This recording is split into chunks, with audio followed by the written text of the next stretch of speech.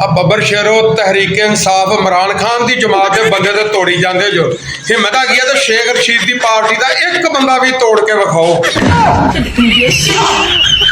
Petrol दीयां कीमतां 30 जून तक बरकरार। अगर किसी भरा नूं सस्ता तेल चाहिदा ते ओह रूस जाके खरीद सकदा, ओहदे उत्ते किसी किस्म की कोई पाबंदी नहीं।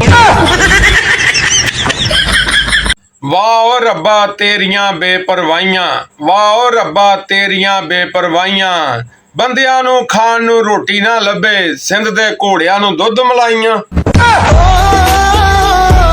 गरीब दी मर गई मां ते कोई नहीं लैंदा ना, अमीर दा मर गया कुत्ता ते पूरा पिंड नहीं सुता।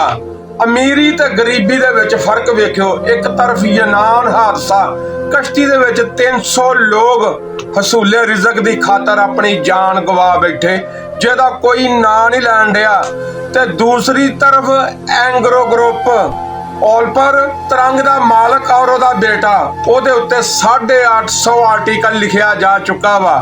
अमेरिका, कैनेडा, फ्रांस, दुनिया जहान दे चैनल, अखबार, विलाग, फेसबुक, सारा सोशल मीडिया भरिया पिया वा।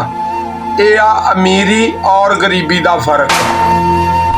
मैं नहीं जवेद चौधरी साहब फरमा रहा कि जनूबी एशिया दे विच डिफाल्ट मुल्क श्रीलंका की बदतरीन करंसी सी ते असीं जनाब हुण उहनूं भी मात देती आ। साडी करंसी पाकिस्तान दी ओहदे उत्तों भी जिहड़ी आ गिर गई आ ते हुण जनाब गुरबत और महंगाई दे पहाड़ तो टुटने ही टुटने आ। इहदे उत्ते असीं की कह सकदे आ। बाहर वाले 14 जमातां वा ये कुछ भी नहीं कर सकियां। इन्हां नूं चाहीदा अपना तजर्बा जिहड़ा ना विखा के आवाम दे दिल जित लैण, मगर इन्हां तिलां दे विच तेल नहीं लगदा। दोस्तों असीं तारीख भुल जाने आ। एक मर्दे मुजाहिद ने 11 साल पीपल पार्टी नूं तोड़न विच गुजार दित्ते, जिन्हां विच बड़े बड़े वड्डे नां शामिल सीगे। मुस्तफा जतोई, गुलाम मुस्तफा खार, हनीफ रामे, SM जफर, हामद गलानी, गौस बख्श रईसानी, कमाल जफर, हामद सरफराज, किन्ने क नां गिना 15-20 मिनटां दी वीडियो बन जानी है। उन्हें इन्हां सारियां नूं तोड़ के नैशनल पीपल पार्टी बनाई ते मुक्तसर इन्नी मेहनत दा उहनूं की फायदा होया जदों 1988 दे इलैक्शन होए, सारे ही हार गए ते बेनजीर दी जमात पीपल पार्टी जित गई। अफसोस।